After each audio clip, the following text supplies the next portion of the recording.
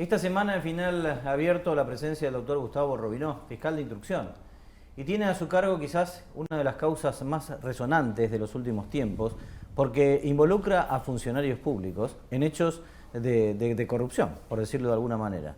Doctor, ¿cómo le va? ¿Cómo está usted? ¿Cómo le va? Bien. ¿Es una causa de las más importantes que le ha tocado desempeñar como fiscal de instrucción? Nosotros y en general en el Poder Judicial existen muchas causas de falsedades documentales o de estafa cometida con inmuebles o a través de escribanos públicos.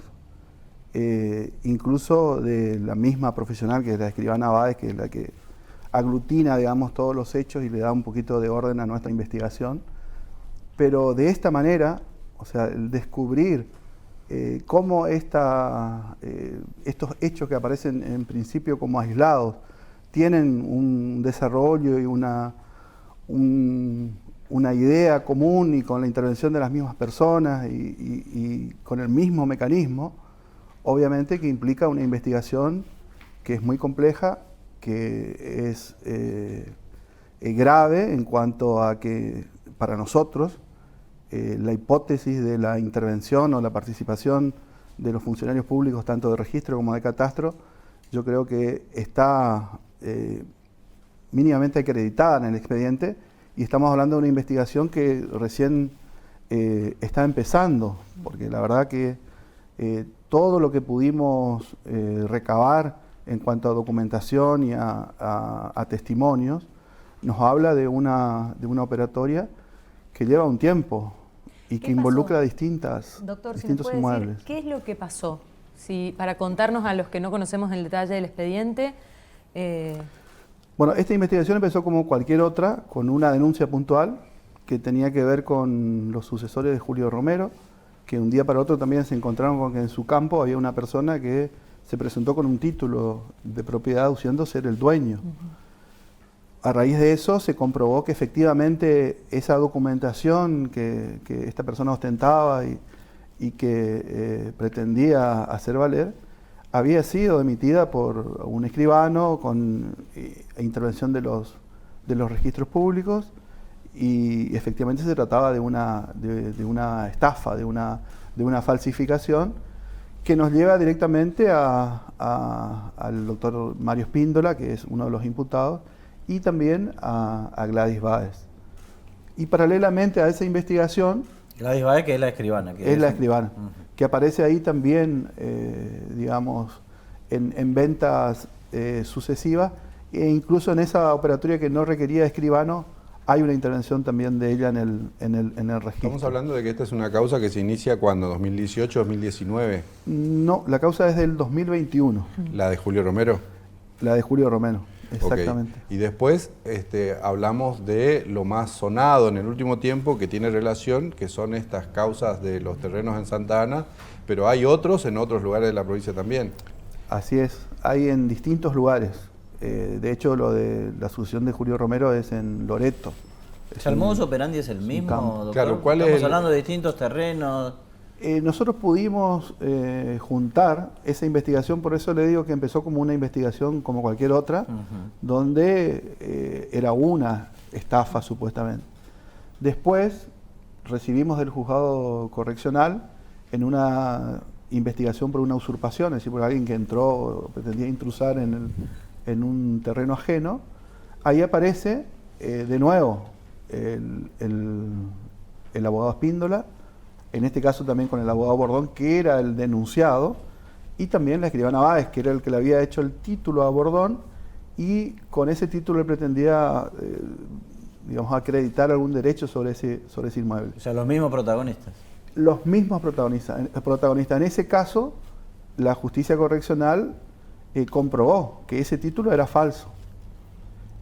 Y así como en ese caso, aparecieron otros dos, también con el mismo modus operandi. Entonces lo que ocurrió acá es que se juntaron todas esas causas. O sea, advertimos que había, digamos, un hilo común, había un procedimiento común y las mismas personas, y eso nos llevó a juntar las causas, o por lo menos a pensarlas de manera conjunta, y fue fines del año pasado ahí decidimos, como ya vislumbrábamos también esta cuestión que podrían haber funcionarios públicos involucrados, decidimos que esa investigación la realice Prefectura Naval Argentina, o sea, una fuerza nacional, para evitar cualquier tipo de interferencia. Y de filtración, además, ¿no? Exactamente. ¿Cuántas Sí, causas pero están resguardo. agrupadas hoy? No sabría decirte exactamente cuántas causas son, pero yo estimo que deben ser 25 causas, un poquito más. Podrían ser más. Sí, porque la verdad que desde que tuvo difusión la noticia y conocimiento público, ha venido muchísima gente que tenía un título o un antecedente de esta escribana y de hecho hemos comprobado falsedades ya en esos Eso casos lleva también. directamente, doctor, a la figura de la asociación ilícita. Exactamente. La asociación ilícita está pensada o forma parte de nuestra hipótesis porque precisamente estamos hablando de un mismo modus operandi y sobre todo la permanencia en el tiempo. Estamos hablando de que el grueso de las estafas, de las defraudaciones, que nosotros ya hemos comprobado, digo hemos comprobado porque están los documentos, más allá que todavía la justicia no lo pueda establecer como una verdad, digamos, como una sentencia, pero sí están las falsedades y la mayoría fue realizada durante la pandemia. O sea, en el momento en que la ciudad estaba medio quieta, había agrimensores y escribanos que estaban, una escribana por lo menos particularmente. Perdón, Gaby, ¿quién es la escribana Báez? Bueno, la escribana Báez hasta ahora es una escribana más del staff, digamos, de escribanos de la ciudad de Corrientes. Sí, pero está mencionada en casos sonados. Exactamente. Hoy por hoy, yo como miembro del Poder Judicial no puedo desconocer, digamos, su vinculación con algunas causas y es una persona que hoy, entiendo, está ya suspendida en la matrícula y con la gran cantidad de falsificaciones que están comprobadas. Es una escribana que evidentemente no va, espero que así sea, no va a trabajar nunca más acá en Corrientes. Pero yo no tengo otro dato más que es una escribana más. Claro.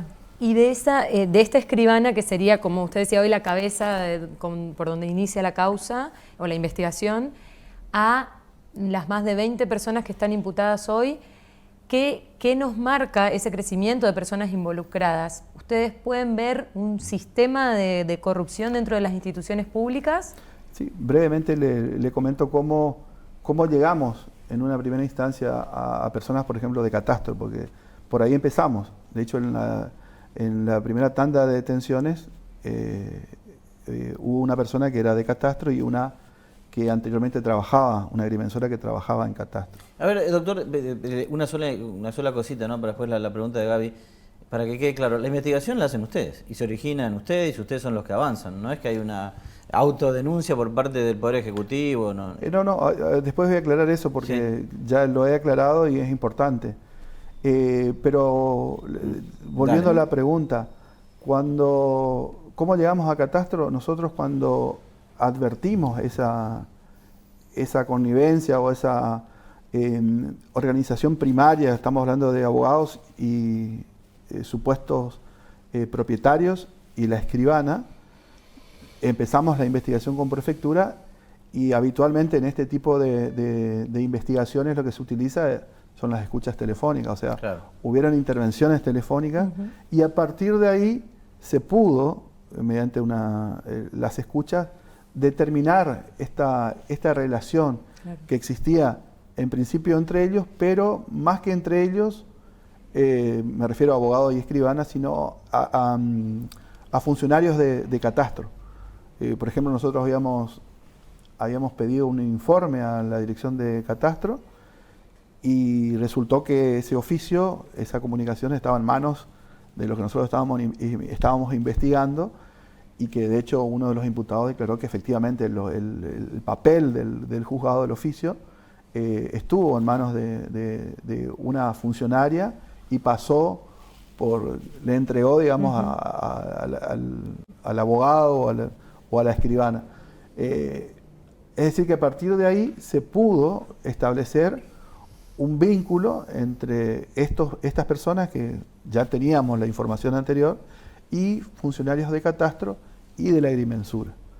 Y el lobo cuidando las ovejas, digamos, básicamente.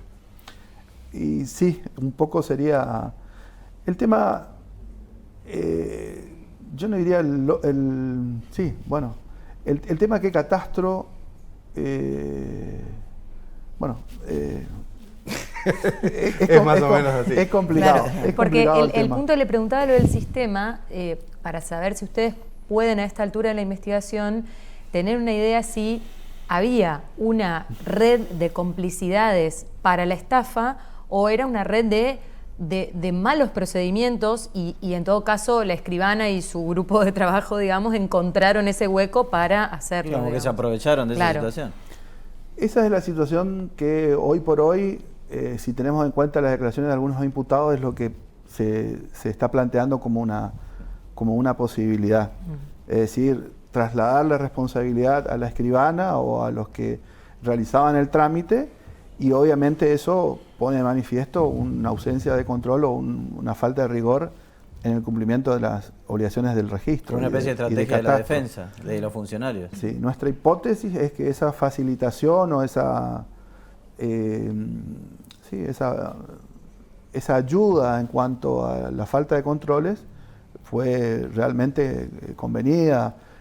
Habla de un contubernio, de un acuerdo, porque en un caso, para que pase, porque exacto, en general el registro y catastro se caracterizan por ser organismos duros en el sentido de que cualquiera que quiere realizar un trámite son estrictos en cuanto además porque y en los plazos también. No hay margen, digamos, para no ser estricto en eso.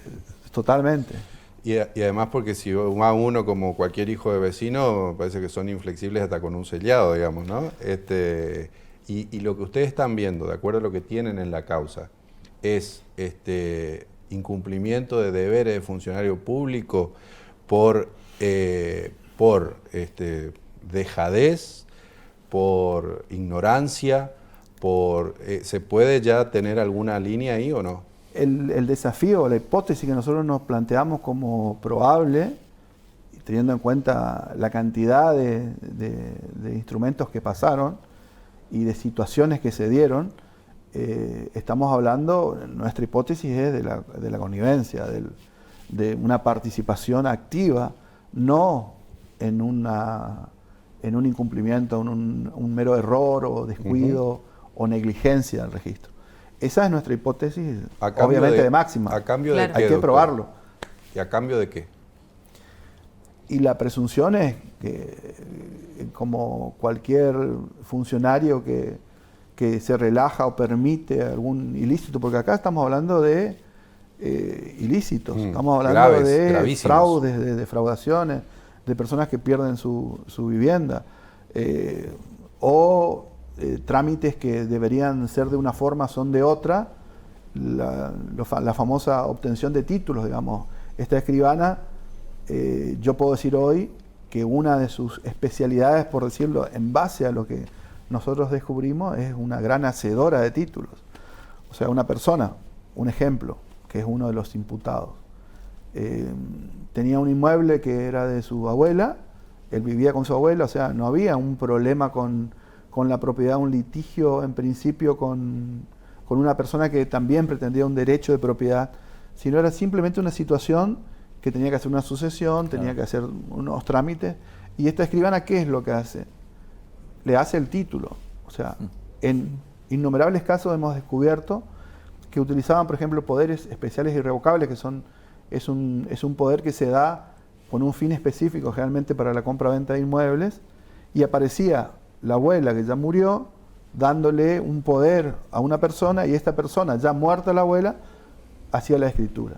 Y así tenemos, no sé, deben ser como 10 o más, que ya descubrimos, situaciones así. Pero eso no se puede hacer solo desde una escribanía, ¿no? Se puede hacer desde una escribanía y en connivencia obviamente con los particulares, pero yo entiendo que por la cantidad de casos y por los graves errores en cuanto al trámite en sí, porque a veces incluso esos trámites no se inscribían directamente, sino que tenían algún inconveniente porque como eran absolutamente ilegales, por ahí faltaban requisitos y había alguien del registro que efectivamente los observaba. Entonces tenían que volver a ingresarlo. Claro. Y todo ese procedimiento en realidad vemos que es absolutamente irregular y escapa a lo general. Hay evidentemente una atención particular, un permiso especial Una vía, Una vía paralela. para que esta escribana pueda llevar adelante esa actividad. Aparte advertimos también que la actividad de la escribana, en comparación con la actividad de otros escribanos, sobre todo en pandemia, era superlativa. O sea, es una escribana constantemente estaba produciendo títulos. Exitosa, digamos, en términos de... Exitosa. Yo he preguntado a una de las imputadas a qué se debía y dijo que me parecía que cobraba muy barato la escribana. Entonces tenía mucho trabajo. En principio, ahí estamos hablando de estafas, de gente estafada, gente que estafa y gente estafada, defraudación al fisco, porque catastro y el registro generan ingresos para el Estado por los son bienes. agentes de retención. Son agentes de retención, pero después también hay una cuestión que me parece gravísima que tiene que ver con la seguridad jurídica de los propietarios. Es decir, hoy uno por ley, por derecha, es propietario y resulta que después por un procedimiento de este tipo deja de serlo, ¿no? Y quienes deben cuidar ese patrimonio y esa titularidad son los que finalmente terminan al menos favoreciendo trámites. Entonces, estamos ante una situación muy, pero muy complicada que en principio usted me dice 20, 25 causas. ¿Y qué pasa si nos ponemos a mirar el resto de los procedimientos? ¿Puede surgir alguna sorpresa más? Y yo creería que sí.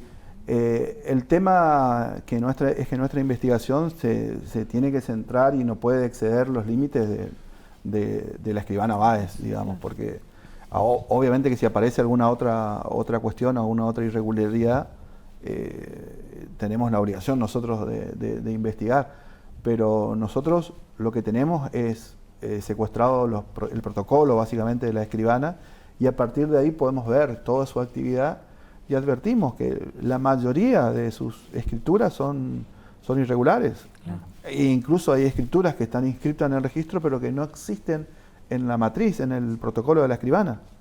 O sea, han hecho testimonios de escrituras que nunca fueron firmadas. Y esas personas son titulares de los inmuebles. Claro. ¿Por qué imputó a su colega, el fiscal Smith? Precisamente en el allanamiento de la escribana Báez hemos encontrado bastante documentación, que hablaba de esta actividad del fiscal Smith adquiriendo algunos inmuebles. Y advertimos que obviamente se trataba también de situaciones al menos sospechosas en ese momento y que ameritaban focalizar ahí y obviamente secuestrar esa documentación. De hecho, una de nuestras investigaciones tiene que ver con esa parte de inmuebles. Estamos hablando de un inmueble donde no solamente está el fiscal Smith, sino hay otras personas que adquirieron varios lotes. Es un inmueble bastante importante. Se habla de números muy, muy grandes. 30 lotes, algunos dicen 70 lotes otros. Sí, son varios lotes en principio 3 manzanas. Y bueno, la hipótesis que nosotros formulamos respecto de esa actividad es la que les dije antes, la de hacer títulos. En este caso, el fiscal Smith hizo un juicio de prescripción adquisitiva, o sea, tenía un derecho que no era perfecto en esos inmuebles.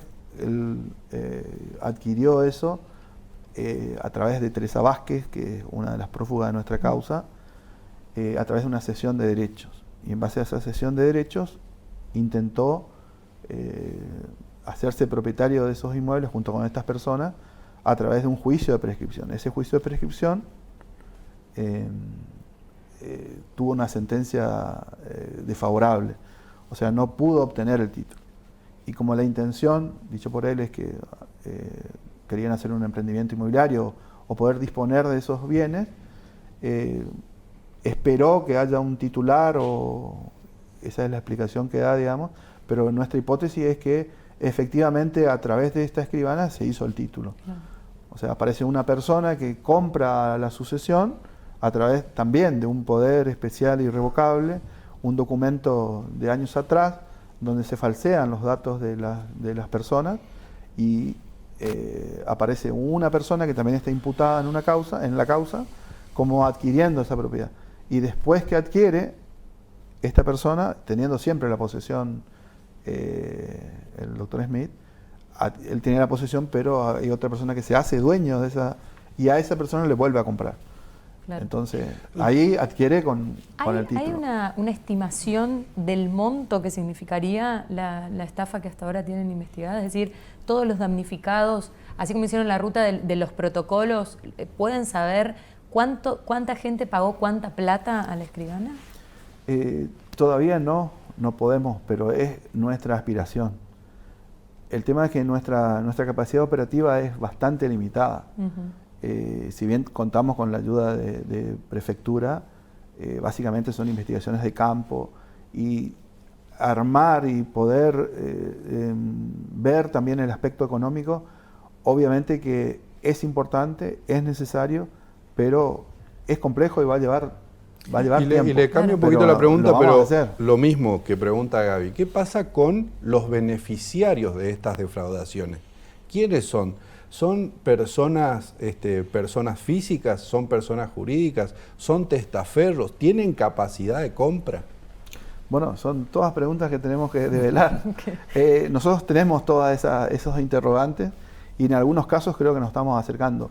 En el caso que les comenté recién, es obvio que el beneficiario es la persona que obtiene el título. Ahí hay un particular, hay algunas empresas también. Pero puede ¿Hay haber funcionarios beneficiados también con esta compra o no? Tanto municipales está como expuesto, provinciales. incluso por algunos de los imputados señalan, algunos funcionarios que están hoy imputados como propietarios o dueños, pero en los papeles nosotros no hemos comprobado eso. Pero todavía falta pero están siendo un investigados. largo camino, porque todavía nos fuimos, por ejemplo, y determinamos territorialmente Claro. el lugar. ¿Pero están siendo investigados, doctor, o no? Están siendo investigados. ¿Y qué va a pasar? Porque también de todo esto lo que sonó mucho en estas últimas semanas después de los allanamientos y detenciones tiene que ver con los dos directores, ¿no? Los directores de Catastro y del Registro de la Propiedad Inmueble. ¿Qué va a pasar con esas personas? Bueno, esas personas por ahora están sometidas a este proceso. Hoy por hoy están detenidas. La jueza ha rechazado sus excarcelaciones. Bueno, en el caso de Tofoletti, el director de Catastro no presentó un pedido de Sí, libertad. Demetrio. Sí, Demetrio. Por lo tanto, no van a poder cumplir sus funciones desde ya. Yo entiendo que por la importancia de lo que estábamos hablando, de lo que implica esta investigación como hecho, ¿no? La gravedad de la afectación de la seguridad en el tráfico y en todos los aspectos, ¿no?, del derecho de propiedad, amerita, entiendo yo, que debe haber una intervención. No deberían volver, digamos, básicamente. Claro, en el una gobierno. ¿Amerita una intervención del Ejecutivo? Una intervención, digo, de las autoridades para atender esta cuestión. Atender en el sentido de permitir un funcionamiento normal y eficaz. ¿Tuvo obstáculos en la del investigación, registro. doctor, o no? Absolutamente, ¿No? la colaboración fue ¿Del absoluta. Ejecutivo tampoco? De hecho, hasta los propios imputados están colaborando en este momento. En el sentido que se prestan, que declaran. Entiendo que muchas veces obedece a una estrategia para lograr la libertad. Claro. Pero nosotros tenemos mucho por averiguar todavía y por eso es importante para el Ministerio Público que en principio permanezcan detenidos. ¿La ampliación de la indagatoria de Demetrio le dejó elementos importantes para la causa? O? Me dejó una sensación de mucha inseguridad. Como estrategia defensiva, la escribana Demetrio, digamos, cargó la responsabilidad en la escribana y de hecho en el personal que ella misma controla y dirige. me quedó esa sensación de que es una institución que por lo menos así como explica que está funcionando y cómo realizan los controles respecto de nada menos que la propiedad de los correntinos, me parece que a mí me deja una sensación absoluta de inseguridad. Y obviamente que creo que estamos en el buen camino en el sentido de que va por ahí nuestra investigación también. ¿Y a quién responsabilizó de la falta de controles la escribana de Met? Y digamos que internamente fue delegando en sus inferiores, básicamente. ¿Hay alguna responsabilidad que va Hay cosas que directamente no reconoce como irregularidad. Que por ahí hablan de una forma, de una cultura de la organización que estaba viciada, pero que no tenía un fin ilegal, sino que era un mal hacer instalado. ¿Se podría pensar en algo así? Lo que podría decir como imagen es que formalmente es como una cáscara de controles de lo que hablábamos, ¿no? de la rigurosidad o del absoluto apego a un control estricto, a un control de legalidad, y cuando entras a analizar cómo se desarrollaba la actividad, es como una especie de relajamiento, de permisibilidad, claro, que va en contra del principio de seguridad. ¿Y en catastro, doctor? Y en catastro tengo tengo un solo testimonio de una funcionaria de catastro, pero también vemos eso, vemos mucha discrecionalidad, mucha actividad fuera de protocolos formales o de prácticas que son el trámite ordinario, en muchos casos de la excepción, digamos. Es decir, de dar es tremendo trámites de manera urgente, directamente sin pasar por mesa de entrada a una persona para que lo hagan. ¿Le sorprende todo en cuestión de minutos? Doctor, ¿le sorprende? Un trámite que necesita un estudio, necesita una... ¿Le sorprende todo este esquema, doctor, o no? ¿Le llama la atención? Yo debería decir que sí, porque estamos hablando de reparticiones serias y el catastro es el que tiene el registro de todo nuestro territorio y bueno, y el registro de la propiedad, el que da digamos la máxima expresión de la autenticidad del derecho de propiedad, claro, también. O sea, frente a los intereses que están en juego, son instituciones que son muy importantes. Por eso digo, claro, que hay que atender ahora que no están sus titulares. Obviamente que hay que poner el foco ahí. Claramente usted tiene, doctor, la sospecha que esto no se da por negligencia, sino que se da casi ex profeso, es decir, que hay una voluntad para que esto sea de esta manera para poder cometer los delitos que se están investigando. Nosotros tenemos que ser respetuosos, digamos, del debido proceso como nos piden y del principio de inocencia. Obviamente que hasta que no se logre una condena, somos todos inocentes. Nuestra hipótesis, vuelvo a señalar, es de una connivencia, no es algo que tenga que ver con una negligencia o con la simple dejadez de funcionarios. Doctor, quedó algo ahí pendiente que era una cuestión que preguntaba Gaby Carlos, que en un primer momento el gobierno comunicó como que los resortes internos, el contralor interno generó anticuerpos, ¿no? Pasaron los días, usted salió y desmintió eso ya de alguna manera, digamos, no directamente, sí, pero la idea no era desmentir, sino simplemente aclarar, porque es cierto que, de hecho, la causa se conocía como la causa de la denuncia de Verón. Esa denuncia existió, de una persona que hoy está imputada y está detenida. El tema es en el contexto en el que se dio esa denuncia y el tiempo. Como yo les expliqué, nosotros empezamos con una actuación a raíz de la sucesión de Romero, aparecieron las causas del correccional, advertimos esta relación en principio como para cometer distintos delitos, que esa es la idea de la asociación ilícita, y cuando ya advertimos eso y ya teníamos conocimiento de eso, y en el marco de distintas cautelares que se plantearon o que se dispusieron, ahí es donde la jueza de instrucción 3, que es González Cabaña, que es la jueza con la que yo trabajo, manda un oficio al registro de la propiedad, y en ese contexto, y eso es lo que yo expliqué, se hacen presentes, como ya otras veces se han hecho presentes con denuncias puntuales, el asesor legal, que es el doctor Verón, y la escribana Demetrio, se hicieron presentes en la Fiscalía, y aparte de interiorizarse de nuestra investigación, o sea, yo les expliqué de qué estábamos hablando, ellos manifestaron que efectivamente tenían conocimiento de alguna situación irregular que ya le habían transmitido desde Catastro unos meses atrás. Puntualmente son 2 o 3 hechos que también forman parte de nuestra investigación, y en esa conversación obviamente yo les pedí que formulen la denuncia, que acompañen esa documentación y que se nutra, digamos, nuestra investigación con eso. Y así fue, que lo hicieron el último día del turno, que fue el 15 de noviembre, ahí hace la denuncia. Pero durante todos esos días estuvimos monitoreando a través de mi secretario para que por favor vengan y o sea, ustedes tratando de empujar la investigación. Exactamente, pero fue en ese contexto, claro. O sea, no se inició con eso. Y después, hace unas horas, el gobernador dice que el Estado se va a volver querellante. ¿Hay algún trámite ya o es solo un anuncio por el momento? Desconozco.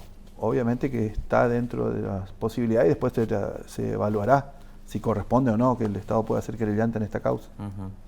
¿Y qué opinión tienen o no quiere emitir todavía juicio sobre esa posibilidad de que el Estado sea también querellante? Y habría que analizarlo. En principio, me parece una buena actitud del gobernador, esta la de impulsar una investigación y no poner ningún obstáculo. Así que desde ese punto de vista me parece bien, y de hecho he tenido absoluta colaboración en los allanamientos estoy hablando del ministro de Hacienda, que se presentó a través de una persona y se puso a disposición. El ministro de Hacienda, aclaremos, es responsable de estas áreas, ¿no? Por organigrama funcional. Tanto Catastro como el registro dependen de su órbita. Así que digamos que es sano eso. Que generalmente uno cuando investiga funcionarios públicos generalmente se puede encontrar con obstáculos o con falta de colaboración. Así que acá no ha tenido falta de obstáculos ni falta de colaboración. No, el problema está, porque también se dijo que se tardó mucho en allanar. Sí. Y de la detención, sobre todo de Demetrio de Tofarella, que se tardó mucho, que había que detenerlo hace 6 meses. Es alguna de las críticas que se hace al accionar. Volviendo al tema de la seriedad, estamos hablando de 2 reparticiones, 2 instituciones de la provincia. Hay muy pocos antecedentes de detenciones en ese ámbito, de allanamientos en esos lugares. Obviamente que para eso uno tiene que tener elementos. Entonces nosotros lo que hicimos durante este tiempo es, teniendo la base de nuestra investigación, básicamente son los documentos de la escribanía Báez. Cuando pudimos analizar esos documentos, estudiar los títulos, ver las transmisiones, ver las falsedades, o por lo menos descubrir que la posible falsedad, digamos, porque todo eso tiene que ser demostrado en el expediente, cuando pudimos estudiar y analizar y ver la magnitud de la operatoria, obviamente que ahí es donde tomamos esa determinación. Y con elementos. Claro. En un extenso escrito hemos puesto una parte, digamos, de lo que se pudo acreditar y que dio fundamento o mérito para ir y entrar, así como entramos, digamos, avasallamos un organismo público y detuvimos a sus responsables. Doctor, ¿podría haber más allanamientos y más detenciones? Como es una investigación que, como dije antes, la idea por ahí es no extender muchísimo o separar cuando aparecen otras cuestiones, pero yo no descarto que dentro del cúmulo de documentos de la escribana Báez aparezcan cosas que están relacionadas obviamente con esta causa y que ameriten algún tipo de medida grave respecto de la libertad o de los derechos de los ciudadanos, estamos hablando de allanar domicilio. Claro. Puede ser. ¿Y podría haber responsabilidades institucionales por arriba de lo que es hoy Tofaletti y Demetrio, o ahí se termina la...? Nosotros en este momento no tenemos esa hipótesis como objeto, digamos, de investigación. De hecho, tenemos que probar esta instancia. Pero obviamente no podemos descartar nada. Todas las preguntas, esto de testaferros, personas involucradas, todo eso se tiene que ir desentrañando. Son muchísimas las personas involucradas en la investigación, no solamente como imputados, sino también como testigos, como damnificados. Entonces, en cada caso puntual hay que hacer el recorrido y desentrañar quién es el beneficiario final, qué se intentó con eso. Pero básicamente las modalidades están como descritas. Está la modalidad esa de hacer los títulos, es decir, gente que ya tenía el inmueble y no podía tener un título perfecto, como la escribana Báez se lo hacía. La gente que quería estafar directamente y vender derechos, propiedades que no tenía, y bueno, suplantaban directamente al titular, en muchos casos titulares vivos, que aparecían vendiendo su propiedad y perdiendo el inmueble. Y de un día para el otro se enteraban que su terreno, su lote, su campo, su vivienda propia tenía otro dueño. Ahí hay periodistas, ¿no? Hay otra cosa que es muy importante, que tiene que ver con los expedientes judiciales.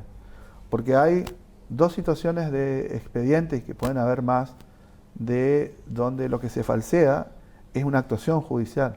Epa. En un caso, todo el expediente, o sea, un expediente que no existe, lo inventan, la escribana va a hacer protocoliza una actuación judicial donde dice que hay un juez que dictó una resolución, una sentencia. Todo inexistente. De un expediente que no existe. Claro. Y eso se intentó, no se inscribió en el registro porque fue justo. Yo creo que esta maniobra es como estaba aceitada y pretendía, entiendo, crecer, y esa era parte del crecimiento. Sí, que es el caso de la sucesión de Julio Romero, había un expediente de prescripción y en ese caso ni siquiera se había corrido traslado a la demanda. Los abogados que hacen la denuncia venían controlando ese trámite, como no había un riesgo todavía latente, digamos, de pérdida. El abogado ahí era Mario Espíndola. Ese sí, expediente existía, y lo que hicieron fue falsear la sentencia. Ahora, uno como ciudadano dice, si a un exgobernador le puede pasar, a un ciudadano común. No, de hecho le pasó a Ciudad, no descarto. No, claramente le pasa, pero digo, el nivel de indefensión, ¿no? Y la impunidad con la que se manejaban también, ¿no? Claro, porque el tema es, el registro público, el registro de la propiedad inmueble es el garante, digamos, de la fe, de la autenticidad. Bueno, que no cumplía claramente con esa función.